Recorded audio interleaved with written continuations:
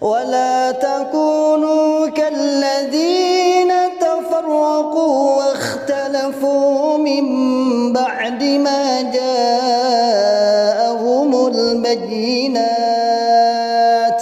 وأولئك لهم عذاب عظيم.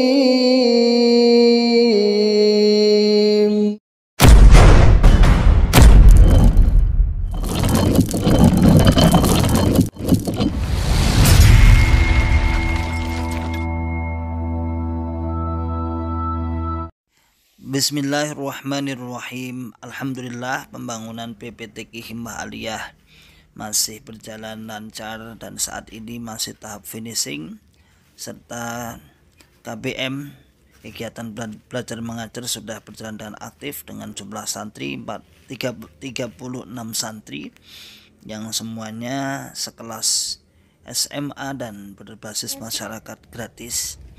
Monggo bagi sahabatku yang ingin menitipkan jariahnya pembangunan gedung, insya Allah akan menghabiskan dana Rp932.550.000. Bagi bapak-bapak, ibu-ibu dan saudaraku kaum muslimin semua yang ingin menitipkan jariahnya, tafadholu bisa diantarkan ke pondok atau dikirim rekening yang sudah tertera.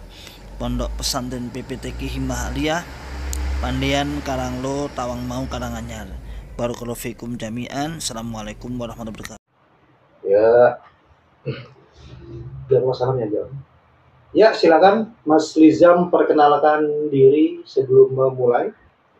Ya, terima kasih. Assalamualaikum warahmatullahi wabarakatuh. Kepada bapak-bapak, salam kenal. Perkenalkan, nama saya Muhammad Ruzik Khairul Lizam. Saya biasa dipanggil Mas Lizam. Nah, saya kelahiran Gresik, Jawa Timur, tepatnya di Desa Laban, Kecamatan Menganti, Kabupaten Gresik. Saya dari kecil tinggal sama nenek saya di Jakarta, tepatnya di Desa Lagoa, tepatnya di Jakarta Utara. Untuk domisili Islam jamaahnya dia punya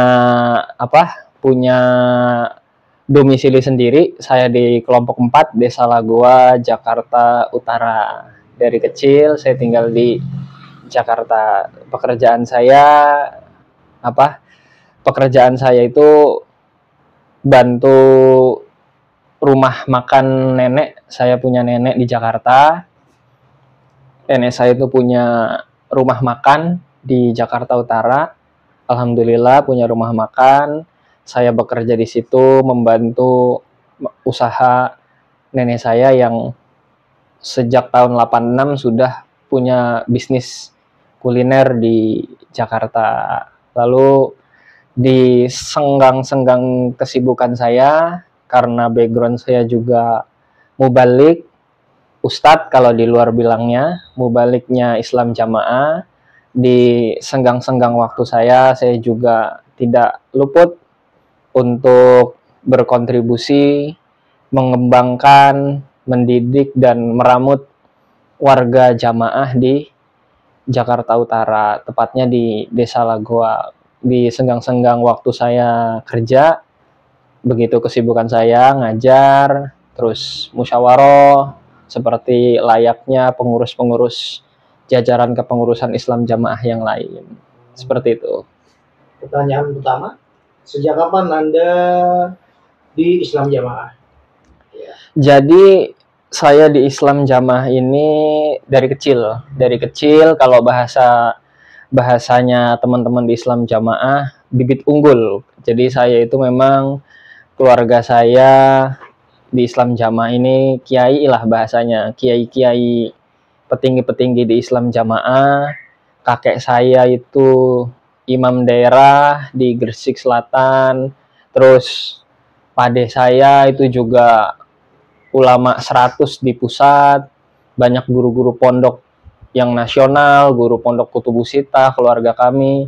Jadi memang saya dari kecil sudah memang arahnya dikader untuk menjadi pejuangnya Islam Jamaah, jadi mubaliknya Islam Jamaah untuk mengembangkan Islam Jamaah. Jadi dari kecil saya memang bibit unggul, jadi dipondokkan hingga akhirnya sampai sebesar ini, seperti itu. Lalu apa yang membuat Anda mulai ragu dengan Islam Jamaah? Kalau dibilang mulai ragu, karena background saya ini keluarga yang Islam Jamaahnya sangat kuat, pejuangnya Islam Jamaah, yang kokoh ujung tombaknya Islam Jamaah. Jadi untuk keraguan dari kecil sampai saya mondok, jadi mubalek, sampai saya kutubusita sekalipun, itu saya selama ngaji kutubusita, selama saya ngaji di Islam Jamaah mondok bertahun-tahun, itu nggak ada keraguan sama sekali. Saya nggak ada kecurigaan sama sekali, nggak ada, yakin mantap bahwa Islam yang benar dan satu-satunya agama Islam yang sah diterima oleh Allah, jalan tunggal masuk surga selamat dari neraka adalah Islam Jamaah. Di luar Islam Jamaah taek bonjrot gitu kan bahasanya. Jadi saya yakin nggak ada keraguan, itu nggak ada, mantep, yakin, kokoh bahwa Islam Jamaah adalah jalan tunggal masuk surga selamat dari neraka. Karena ya memang nggak kita pungkiri, baik di kelompok, di desa, daerah, bahkan kita di pondok, itu memang doktrinnya seperti itu. Memang jalan tunggal masuk surga selamat dari neraka adalah golongan kami, golongan di luar semua neraka semua, jahiliyah semua, nggak ngerti ibadah, nggak ngerti najis, semua taek bonjrot lah bahasanya seperti itu. Ini saya bahasanya apa adanya, nggak fatonah bitunah budi luhur seperti layaknya Islam Jamaah. Jadi saya aslinya seperti itu memang. Jadi nggak ada keraguan sama sekali. Nggak fatonah bitunah budi luhur seperti layaknya Islam Jamaah. Jadi saya aslinya seperti itu memang. Jadi nggak ada keraguan sama sekali. Seperti itu. Yang Anda mulai ragu sejak kapan? Jadi untuk mulai ragu itu kan saya selesai ngaji mondok kutubusitah itu di tahun 2016 saya selesai tugas, terus mondok kutubusitah juga. Setelah itu tuh saya balik ke tempat orang tua saya. Ya saya sampaikan ya tadi, background keluarga saya itu kiai di Islam Jamaah. Jadi rumah kami itu di pondok. Mungkin bapak MUI tahu bahwa di Desa Laban, Kecamatan Menganti, Kabupaten Gresik itu ada pondok pesantren Baitul Makmur di situ. Nah, di situ rumah saya. Dan pengasuh pondok itu juga pade saya, ulama 100 juga. Terus kiai daerahnya itu kakek saya. Jadi saya selesai pulang dari kutubusita langsung ditarik untuk pulang ke Gresik untuk ya berkontribusi ngajar. Terus saya jadi pembina Hafiz Quran juga, tim keilmuan di kepemudaan daerah juga. Nah, karena saya pengurus waktu itu tahun 2018, sekitar bulan Januari atau Februari ya, sekitar Januari atau Februari, di situ ada gonjang-ganjing bahwa 3 ulama murtad, ada ini nih 3 ulama murtad, ulama-ulamanya murtad gitu kan, dihukumi murtad. Lah kita kan simpang siur waktu itu di Jawa Timur, kayak bola liar, berita liar waktu itu. Banyak yang nggak percaya, ada yang percaya, ada yang wah beritanya macam-macam saat itu. Ada yang bilang terpengaruh ini, terpengaruh itu, ada yang bilang keimaman gegabah dan sebagainya. Semua simpang siur berita itu. Akhirnya karena di Jawa Timur ini termasuk ring satunya Islam Jamaah, jadi langsung pengurus bergerak cepat untuk mengirim penerobos pusat ke daerah-daerah, termasuk daerah kakek saya. Waktu itu imam daerahnya masih kakek ya, 2018 tuh kakek saya masih jadi imam daerah. sekarang udah imam daerahnya itu udah ayah saya. Jadi saat itu pengajian penerobosan daerah, 3 penerobos pusat langsung di atas podium di depan. Saya namanya kita layaknya mubalek, masuk masjid, ada penerobosan pusat ya pasti kita bawa HP, bawa buku catatan untuk mencatat hal-hal yang penting, poin-poin penting. Tapi di saat itu sudah pembukaannya udah dibilang dilarang direkam, dilarang ditulis, nggak boleh tulis, nggak boleh rekam. Jadi ini rahasia lah, intinya gitu, ini rahasia. Jadi ini ngaji nerobos pusat 3 orang di depan podium. Biasanya penerobos pusat kan 1, podiumnya 1, penerobosnya 1. Adapun nanti selesai ngaji terus gantian penerobos pusat yang lain, umpama ada 2. Kalau ini enggak, penerobos pusatnya langsung 3 di hadapan kita, menjelaskan bahwa poin-poin ada 15 poin, 15 atau 13 gitu saya lupa, belasan poin yang bukti bahwa keimaman tidak gegabah. Bukti bahwa Bapak Imam ini tidak sembrono. Bukti bahwa mereka inilah yang salah, Bapak Imam itu nggak sembrono, Bapak Imam itu bijaksana, yang membuat 3 ulama ini hukumnya murtad gitu. Jadi murtadnya 3 ulama ini sudah melalui hasil musyawarah, dan poin-poin itu disampaikan di pengajian itu. Ya, itu bulan Februari. Saya terima sebagai seorang mubalik, sebagai seorang pejuangnya Islam Jamaah, ya sami'na wa atokna mastatokna, sebagaimana doktrin yang saya selalu sampaikan dan disampaikan oleh para guru-guru kami, bahwa sami'na wa atokna mastatokna. Kalau tidak taat imam, Islamnya bukan orang jamaah. Kalau bukan orang jamaah berarti bukan orang Islam, alias kafir. Kalau udah setelah masuk jamaah dan keluar alias murtad. Jadi ya kita mau nggak mau harus taat gitu kan. 6 bulan berselang, bulan Agustus atau September waktu itu, saya balik ke Jakarta dari Gresik.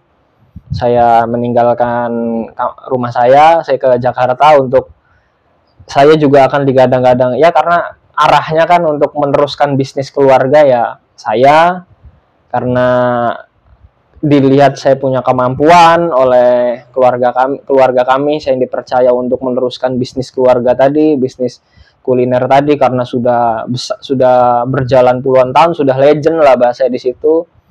Jadi saya ke Jakarta 2018. Di Jakarta itu ya layaknya saat itu ya, itu kami itu di pengajian teks itu waktu itu tuh panas. Jadi di mana-mana tuh isinya murtad terus menceritakan JRK murtad gitu aja. Jadi nggak ada penambahan ilmu di dalam itu, nggak ada penambahan tentang surga neraka, tentang keimanan, nggak ada. Isinya hanya nasihat pemantapan, bahasa kita gitu, hanya nasihat pemantapan. Ya isinya olok-olok sebenarnya. Jadi saat itu tuh tim bersih-bersih mungkin ada agenda. Jadi waktu itu ngaji teks kelompok di print. Jadi ada channel YouTube ada namanya, ada logo-logonya, channel YouTube mantan. Ini haram, dilarang untuk ditonton. Kita harus taat, nggak boleh dibuka, nggak boleh ditonton. Ini blunder menurut saya. Di situ terus dikasih kertas, di print, terus masing-masing jamaah itu dibagikan satu-satu. Ya udah, saya sebagai orang jamaah ya, tahu ini channel YouTube-nya. Saya lipat, saya masukin ke tas. Kita kan ada tas ngaji itu, ada Qur'annya di situ, ada hadisnya. Saya masukin ke tas. Ya udah. Suatu ketika saya ingat, karena saya juga backgroundnya asatid, ustadz di Islam Jamaah, dan saya juga pernah ngaji Kutubus Sita. Saya lagi kerja, lagi nusukin sate, lagi nusukin kambing gitu kan, motong-motong kambing. Saya di situ ingat perasaan hadisnya itu, Khalifah Ali itu diingatkan oleh Nabi untuk bisa menjadi pribadi yang adil, juru hukum yang adil. Untuk bisa melihat sesuatu dengan adil itu harus mendengar dari 2 sisi, dari 2 belah pihak. nggak boleh dengar dari satu pihak doang. Nah ini kan saya udah denger nih dari pusat, baik pas saya di Gresik maupun di Jakarta Utara, saya udah dengar. Nah ini apa sih yang diomongin Pak Khalil, padahal kita sama-sama tahu beliau juga dulu ulama kita, itu rujukan utama di Islam Jamaah. Akhirnya ya udah saya buka dan akhirnya saya tonton videonya. Di situ video pertama yang saya tonton adalah Takdil Subhat. Waktu itu kayaknya itu agenda di Solo, di hotel di Solo. Saya tonton. Dari semua poin Takdil Subhat itu, karena saya juga sudah ngaji Kutubus Sittah, semua yang beliau sampaikan itu ada. Saya sendiri udah pernah menjumpai hadis-hadis itu, memaknai hadis itu. Cuma nggak di Islam Jamaah itu sarahnya itu nggak dijelaskan gitu loh. Sarahnya hadis itu nggak dijelaskan, konteksnya nggak dijelaskan, asbabul wurudnya nggak dijelaskan. Termasuk ayat-ayat Quran juga, asbabul nuzulnya juga yang bab-bab keimaman itu tidak dijelaskan. Jadi di situ saya langsung sekali tonton langsung fix kesimpulan saya, apa yang saya tetapi ini salah, apa yang saya tetapi ini tidak benar, apa yang saya tetapi ini kesalahan, sesat bahasanya gitu. Tapi karena saya tahu background keluarga saya seperti apa, bagaimana keadaan keluarga saya, background keluarga saya, keluarga besar saya seperti apa, saya sudah mendermakan di hati saya bahwa saya nggak akan mendakwai keluarga saya. Saya akan simpan ini di hati untuk saya pribadi. Karena saya tahu keluarga saya itu separah apa gitu loh. Dan saya juga tahu apa yang harus dilakukan kepada orang yang murtad. Karena kita semua tahu apa yang harus kita lakukan kepada orang murtad. Jadi saya nggak berani bukan nggak berani dan nggak mau juga gitu. Nggak berani dan nggak mau gitu loh. Karena konsekuensinya berat. Seperti itu. Sampai karena itulah saya bisa yakin bahwa apa yang saya tetapi itu salah. Intinya hanya karena keilmuan sih, murni karena keilmuan, seperti itu. Sejak kapan Anda mantap untuk berhijrah? Iya, sebenarnya mantap hijrah, mantap untuk yakin bahwa apa yang saya tetapi salah dan saya salah. Intinya hanya karena keilmuan sih, murni karena keilmuan, seperti itu. Sejak kapan Anda mantap untuk berhijrah? Iya, sebenarnya mantap hijrah, mantap untuk yakin bahwa apa yang saya tetapi salah dan saya harus punya planning untuk suatu saat saya akan keluar dari Islam Jamaah. Itu sudah dari 2018, cuma ya tadi saya bilang itu semua saya pendam, semua saya simpan sampai jembatan ini terbangun dengan rapi, baru saya akan keluar dari Islam Jamaah. Ternyata Allah semua berkehendak lain, qadar Allah semua tidak sesuai dengan apa yang kita rencanakan. 2022 itu saya gini Pak, saya ini lahir prematur, mata kanan saya ini udah dari bayi, udah nggak bisa melihat 100%. Nah, saya hanya tinggal punya satu mata yang kiri. Nah, di tahun 2022 mata kiri saya juga kena sudah saraf matanya putus gitu karena beban berat dalam aktivitas, karena beban aktivitas yang ya hanya mata ini dipakai untuk melihat cahaya, melihat apa dari kecil hanya satu, jadi bebannya berat, akhirnya ya kena juga mata kirinya. Dan Mantap hijrah ya? iya. Setelah hijrah, perlakuan apa yang Anda dapatkan?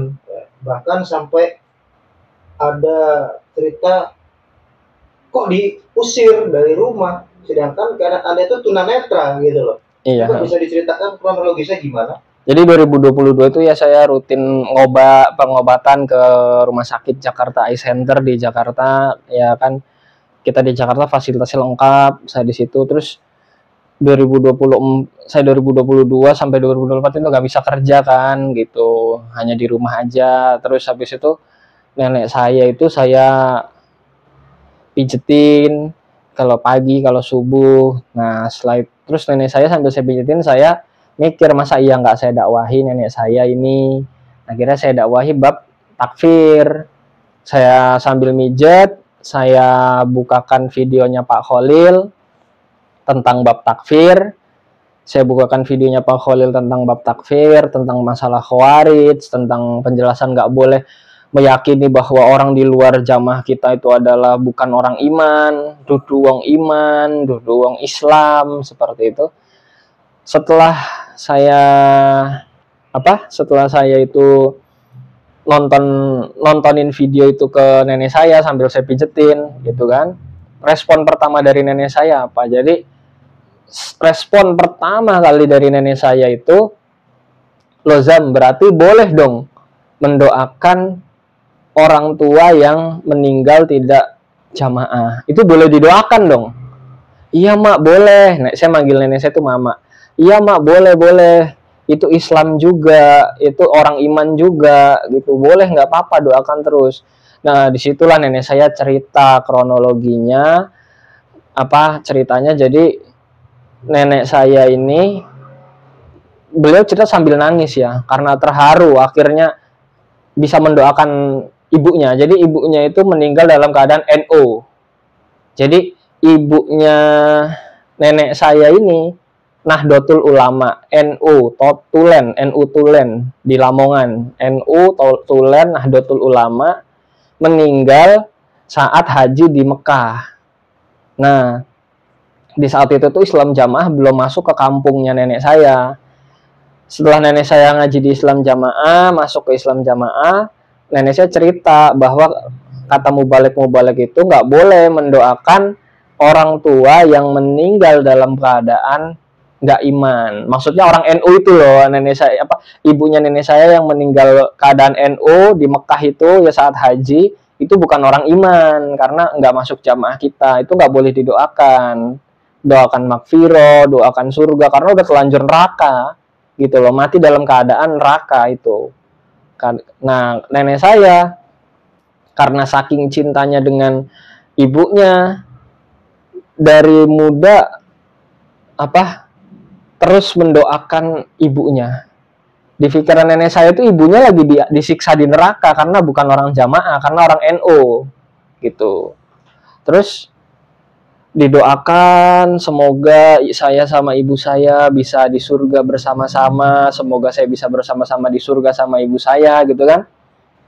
Lah terus, tapi dalam pikirannya nenek, walaupun saya dosa, itu kata-kata nenek saya. Jadi mama ini tetap mendoakan ibunya mama walaupun mama ini dosa, walaupun mama ini melanggar. Jadi yang harus dipahami bapak-bapak, ibu-ibu, jadi mendoakan orang tua yang bukan jamaah itu pelanggaran, itu dosa, itu melanggar. Ya, layaknya Nabi Ibrahim dilarang oleh Allah untuk mendoakan orang tuanya yang tidak iman, yaitu orang NU, orang luar itu semua kayak gitu, nggak boleh didoakan. Sambil nangis, akhirnya beliau bisa bebas mendoakan orang tua. Setelah tahu bahwa ternyata mendoakan orang tua itu boleh, beliau sangat senang sekali, terharu, nangis. "Mak, boleh mak, doakan terus, doakan, nggak apa-apa, doain aja terus. Itu Islam juga, itu orang iman juga." Jadi yang diterangkan kalau orang luar itu bukan Islam, orang luar itu bukan orang iman, itu bohong, semua itu bohong, bukan gitu. Jadi dari situ terus nenek saya, singkat cerita, beberapa waktu itu telepon sama ayah saya bahwa apa yang saya sampaikan tadi diceritakan ke ayah saya. Wallahu a'lam maksudnya apa, cuma beliau telepon dan ngasih tahu bahwa boleh ternyata mendoakan orang tua yang nggak iman itu boleh gitu. Nenek saya menyampaikan itu ke ayah saya. Ayah saya yang imam daerah di Gresik Selatan itu disitu langsung tahu bahwa saya ini sudah menyimpang. Jadi pemahaman Islam Jamaah ini sudah menyimpang, bahwa pemahaman saya itu boleh mendoakan orang NU, orang tua yang orang luar itu menyimpang gitu. Jadi situlah saya ketahuan oleh ayah saya. Terus 2 bulan kemudian saya dibawa ke, waktu itu gini, jadi rumah saya yang di Jakarta itu kan sekelilingnya ini kan ini ya banyak lah, banyak kelompok, nggak cuma NU doang. Jadi bukan komplek Islam Jamaah, karena tempat bisnis, tempat usaha. Keluarga saya tuh juga nggak bisa ngeluarin saya dari rumah itu, ya malu sama tetangga, masa anaknya nggak bisa lihat, anaknya tunanetra diusir. Jadi ini malu. Jadi Islam Jamaah itu takut, yang paling ditakutkan Islam Jamaah itu adalah nama baik yang sudah dibangun dengan cara fatona budi luhur, dengan cara pura-pura, itu ketahuan, takut. Jadi saya nggak bisa langsung diusir dari situ. Caranya nenek saya itu dibawa ke Bogor. Nenek saya dibawa ke Bogor, dengan dipaksa bawa ke Bogor, saya dibawa ke Gresik waktu itu. Bahasanya nanti kamu pengobatannya semua dilanjut di Gresik sana. Pengobatan apa semua dilanjut ke sana. Nah, terus ya saya sebenarnya tahu bahayanya saya dibawa ke sana karena satu, ayah saya itu imam daerah yang namanya Bapak Musyafaq Khairi, itu imam daerah Gresik Selatan. Itu punya power, punya kekuatan di sana, dan itu pondok pesantren Baitul Makmur, Kecamatan Menganti, Desa Laban, Kabupaten Gresik. Itu di situ. Rumah saya itu pas mepet sama masjid. Cuma 2 langkah dari masjid seberangnya itu. Pas pojok kirinya. Lah itu di situ saya bisa dipersekusi, bisa didolimi dengan orang nggak tahu. Orang nggak akan tahu karena saya di dalam rumah bisa diapain aja. Dan ternyata betul gitu loh. Ternyata betul. Ya mungkin kalau main fisik mereka juga enggak ya. Tapi mereka ingin merusak mental saya, ingin merusak psikologi saya yang sedang sakit. Saya ini lagi sakit ya, lagi pengobatan loh saya ini. Di sana persekusi dengan, ya bahasa saya bukan fisik tapi verbal. Bukan dengan fisik tapi dengan ucapan, dengan verbal. Mereka menyakiti saya itu dengan verbal. Dikata-katain di sana, di dalam rumah dikata-katain, murtad dan lain sebagainya, pengikut ajaran yang murtad seperti itu. Terus saya di rumah itu juga nggak ada yang, saya waktu itu pernah ada kejadian, saya kan nggak bisa lihat, mau cari HP saya. Jadi keluarga saya itu duduk di meja, padahal HP saya itu ada di depannya dia. Saya ngeraya cari HP saya di mana, semua pada diem, nggak ada yang ngasih tahu. Padahal saya nggak bisa lihat. Saya cari HP nggak ketemu. Ya udahlah, saya balik ke kamar tiduran. Lama-lama saya cari lagi lah, perasaan tadi saya taruh situ gitu. Saya balik ke meja itu lagi, cari-cari lagi, ternyata ada di balik tisu gitu kan. Nah, di samping tisu, bukan di balik. Itu semua orang pasti lihat di situ. Tapi nggak ada yang mau bantu saya, tuh nggak mau gitu loh, nyari HP itu ada. Saudara saya sampai segitunya. Adik saya sendiri. Itu adik saya sendiri. Itu kayak gitu. Sampai saya tuh udah ada sering kejadian tuh, saya awal-awal di sana tuh masih husnudon. Mungkin orang tua saya maulah kalau nganterin saya ke masjid itu, ayah saya. Nah, kalau adik-adik kan nggak selalu sholat di masjid ya, yang pasti selalu ayah saya tuh pasti ngimami. Kalau di rumah tuh pasti ngimami di masjid pondok, itu pasti kan imam daerah. Jadi saya udah pakai sarung, udah pakai baju koko, udah siap dibawa ke masjid. Saya duduk di area yang pasti dilewati ayah saya keluar gitu. Saya duduk di ruang tamu atau duduk di meja makan, pasti kan ayah saya ngelewatin saya. Itu dia nggak mau tuh bawa saya ke masjid, nggak mau. Bantu saya ke masjid itu nggak mau ayah saya itu. Jadi anaknya ini murtad lah. Orang-orang tuh tahu kalau saya itu sudah murtad, bahasanya murtad versi Islam Jamaah, tapi keluar dari Islamnya Islam Jamaah gitu. Terus sampai seperti itu 1 bulan saya di sana, dan akhirnya waktu itu tuh endingnya itu daerahan bulan itu acara setoran imam-imam daerah ke Bapak Imam ya, ke Bapak Imam. Di situ hari Sabtu ayah saya ke pusat, ke Kediri tepatnya. Imam daerah wajib itu datang, imam daerah di situ masuk ke Kediri, terus pulang dari Kediri itu Minggu malam. Wallahu a'lam apa yang didapat. Ini saya juga agak-agak gimana ya, agak-agak curiga. Saya kan juga sudah suka mendampingi kakek saya juga pas imam daerah Gresik Selatan itu. Pas daerahan saya juga ya rutin mendampingi kakek saya untuk di sana. Cuma kok tumben ini ibu saya ikut gitu. Wallahu a'lam di sana, atau mungkin dapat motivasi tertentu, atau dapat nasihat tertentu, dapat arahan-arahan tertentu, atau mereka minta fatwa untuk bagaimana ini anak yang sudah murtad dan gak bisa ngelihat ini mau diapakan. Pulang dari Kediri itu saya masih ingat Minggu malam. Jadi Sabtu berangkat, Minggu malamnya pulang nyampe rumah, dan saya juga itu udah di kamar. Terus Senin subuh, jadi Sabtu itu daerahan, Minggu malam nyampe rumah, Senin subuh saya didudukkan di ruang tamu. Saya ingat di situ ada ayah saya, ada adik-adik saya yang cowok di situ yang siap untuk mengusir saya, maksudnya gitu. Ini yang cowok ini disiapkan untuk mengusir saya dari rumah gitu kan. Di situ dibilangin, kamu sudah murtad, kamu bukan keluarga kita lagi, kamu udah nggak usah ngurusi kita lagi, kami ini bukan keluarga kamu,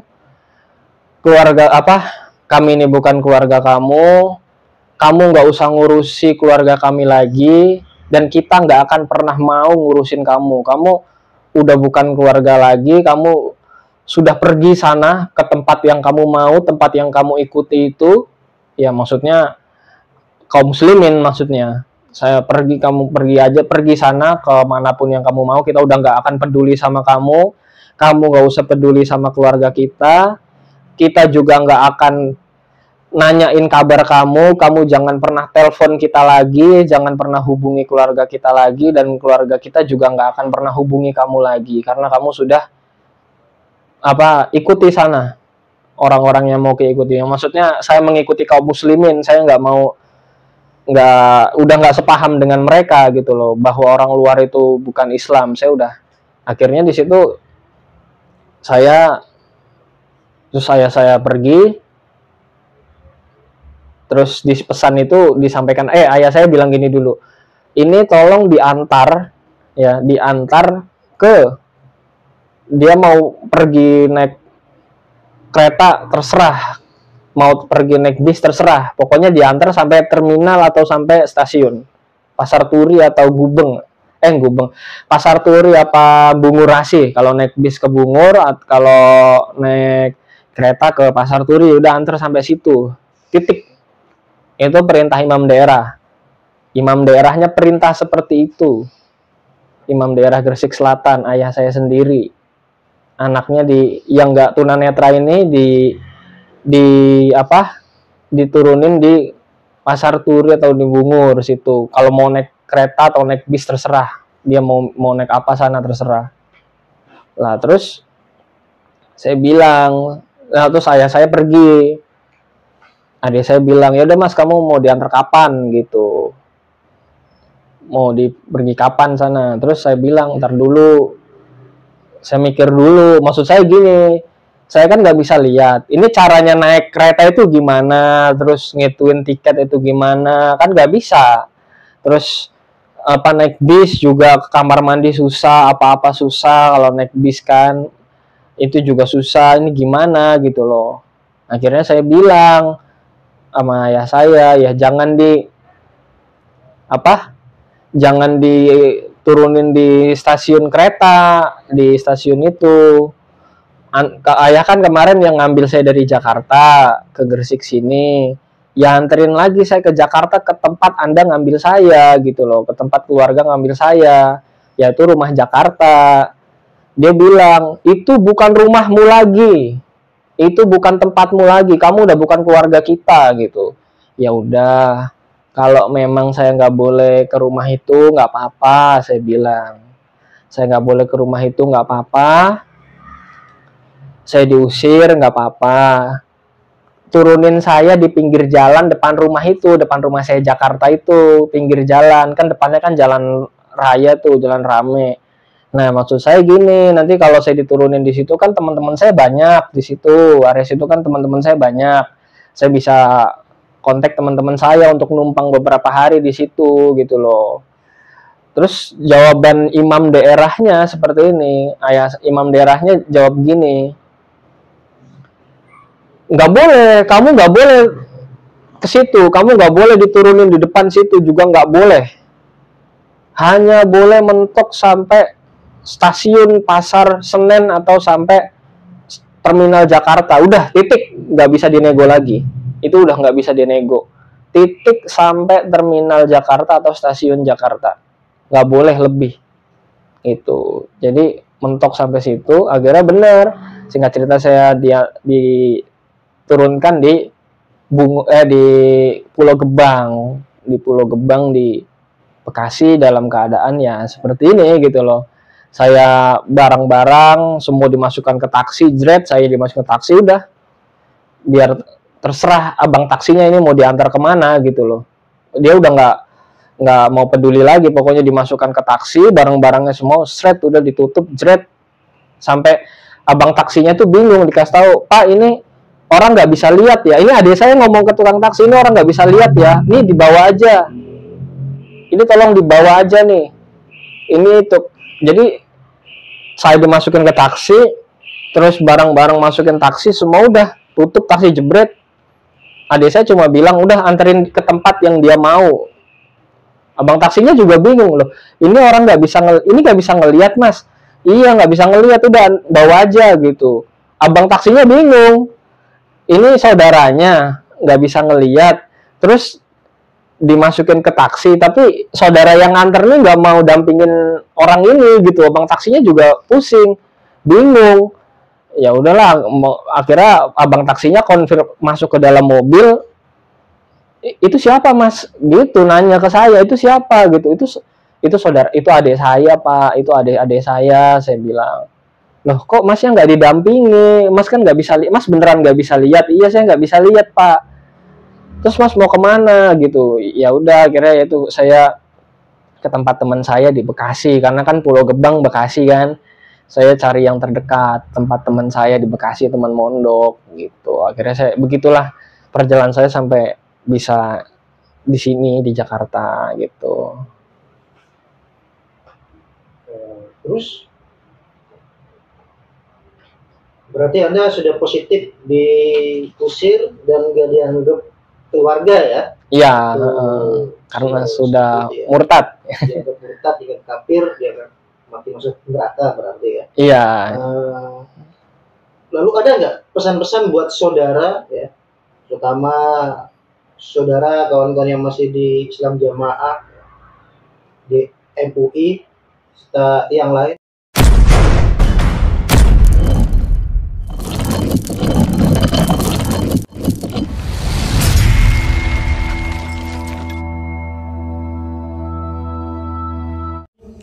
ولا تكونوا كالذين تفرقوا واختلفوا من بعد ما جاءهم البينات